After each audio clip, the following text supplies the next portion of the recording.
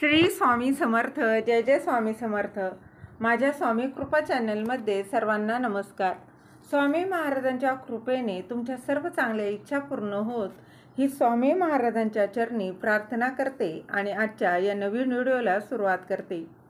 उद्या 14 जुलै 2025 चातुर्मासातील पहिली संकष्टी चतुर्थी. या संकष्टी चतुर्थीच्या दिवशी दुर्वांचा हा उपाय नक्की करा. बघा, उपाय कसा करायचा आहे, कधी करायचा आहे याचीच माहिती या व्हिडिओत मी तुमच्यासोबत शेअर करणार आहे. दर महिन्यात संकष्टी चतुर्थी ही येत असते, परंतु चातुर्मासातील ही पहिली संकष्टी चतुर्थी आहे आणि चतुर्थी तिथी ही गणपती बाप्पांना समर्पित आहे. तर उद्या सोमवार आणि या दिवशी संकष्टी चतुर्थी हा चंद्रोदयाची वेळ 10:05 असणार आहे.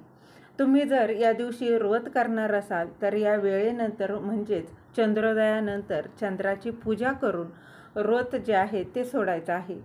गणपती बाप्पा ही अधिपती आहे, त्याचबरोबर ती बुद्धीची देवता आहे. तर बघा, मी दुर्वांचा एक उपाय या दिवशी तुम्हाला सांगणार आहे.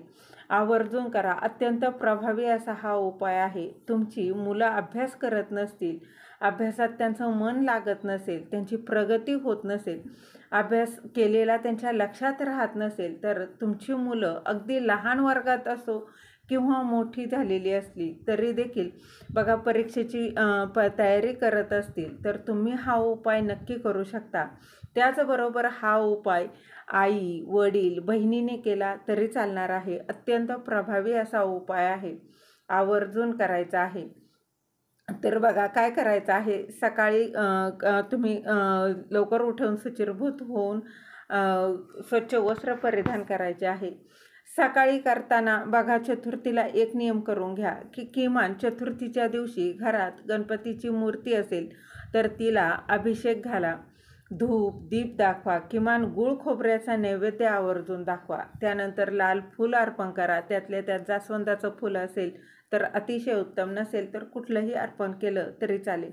अभिषेक केलेलं पाणी जे आहे ते मुलांना प्यायला द्या आणि त्यानंतर बघा तांदळाचं आसन देऊन गणपती बाप्पांना ठेवायचं आहे. त्यानंतर अभिषेक करताना गणपती अथर्वशीर्ष आवर्जून म्हणायचं आहे. त्याचबरोबर बघा तुम्हाला येत नसेल तर तुम्ही श्रवण केलं आणि किंवा ओम गणगणपते नमः हा मंत्र म्हटला तरी चालतो. त्याचबरोबर बघा गणपती बाप्पांना दुर्वा ह्या अतिशय प्रिय आहेत, हे अगदी आपल्या सर्वांना माहीत आहे. म्हणजेच देव बघा आपण अर्पण केलेल्या फळाने फुलाने प्रसन्न होतात. फक्त अर्पण करताना आपल्या मनातील भाव जो आहे तो अतिशय श्रद्धेचा, विश्वासाचा असावा. तो नैवेद्य देव मानून घेतात. त्याचबरोबर चतुर्थीला खूप जण आवर्जून मोदक हे बघा बनवतात. मोदक हे गणपतींना अतिशय प्रिय आहेत. मग ते उकडीचे असो किंवा तांदळाचे असो, जे काही असतील ते बघा तुम्ही गणपती बाप्पांना अर्पण करत असतात. तर गणपतीला एक दुर्वांची जुडी आवर्जून अर्पण केली जाते. तर गणपतीला दुर्वा का वाहतात, त्यामागे नक्की काय कारण आहे?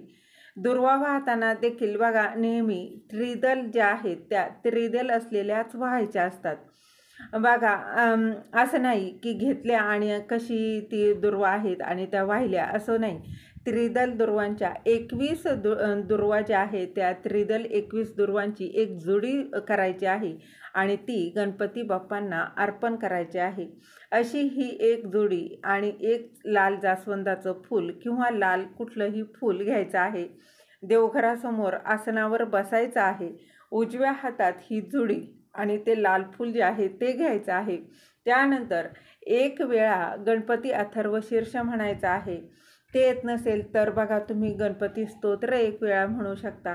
त्यानंतर 108 वेळा ओम गणगणपते नमः, ओम गणगणपते नमः या मंत्राचा जप करायचा आहे व गणपती बाप्पांना सांगायचं आहे तुम्ही ही पूजा कशासाठी करताय. मुलांचा अभ्यास लक्षात राहावा, अभ्यासात त्यांचं मन लागावं, अगदी जे काही असेल ना ते सांगायचं आहे व नंतर घरातील ज्या गणपती बाप्पांची मूर्ती असो किंवा फोटो असेल तर तिला त्या बघा मुलगा किंवा मुलगी असेल त्यांच्या हाताने हा अर्पण करायचं आहे. त्याचबरोबर नंतर त्या दुर्वांचं काय करायचं, तसेच बघा तुमच्या घरात जर पैशासंबंधित काही समस्या असतील, जसं की अनावश्यक पैसा खर्च होत असेल, पैशाच्या काही समस्या येत असतील, अगदी खूप पैसा येत आहे परंतु त्या पैशाला पैसा लागत नाही, पैसा खूप येतो परंतु तो घरातच संपतो, मागे काही शिल्लक राहत नसेल, तरी देखील हा उपाय तुम्ही करू शकता. तर तुम्ही हा उपाय बघा फक्त एकदा करून चालणार नाही. तुम्ही संकल्पयुक्त 5 संकष्टी, 7 संकष्टी, 11 चतुर्थी असा हा उपाय करायचा आहे.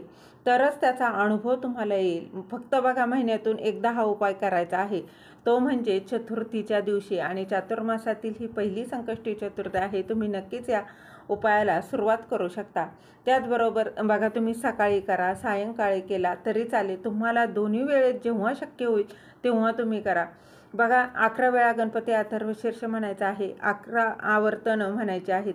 गणपतीला अर्पण ही दुर्वांची जोडी अर्पण करायची आहे. दुसऱ्या दिवशी तुम्हाला काय करायचं आहे, दुसऱ्या दिवशी ही गणपती बाप्पांना अर्पण केलेली दुर्वांची जोडी जी आहे ती उचलून गणपती बाप्पांना प्रार्थना करून तुमच्या सर्व ज्या काही इच्छा समस्या आहेत त्या सांगून त्या दूर व्हाव्या म्हणून सांगायचं आहे. आणि ती दुर्वांची जोडी जी आहे ती तुम्हाला तुमच्या तिजोरीत ठेवायची आहे. आता तिजोरी म्हणजे अगदी जास्त खूप साऱ्या पैशांनी भरलेली, सोन्याने नाण्याने भरलेली का तर नाही, अगदी जिथे कुठे तुम्ही 100 रुपये जरी ठेवत असाल तर त्या तिजोरीत तुम्हाला ही जोडी ठेवायची आहे. आणि सेम दुसऱ्या संकष्टी चतुर्थीला असंच करायचं आहे. आदल्या संकष्टी चतुर्थीला ही जोडी ठेवलेली असेल तर तुम्ही बघा पुढच्या संकष्टीला नवीन जोडी तयार करून ठेवायची आहे आणि आधी ठेवलेली जोडी तुम्ही पाण्यात बघा विसर्जन करायचे आहे, निर्माल्यात टाकायचे आहे. अगदी साधा सोपा उपाय आहे. झालेली सेवा महाराजांच्या चरणी रुजू करते. दिलेली माहिती तुम्हाला आवडली असेल तर लाईक करा, शेअर करा, सबस्क्राईब करायला विसरू नका. श्री गुरुदेव दत्त.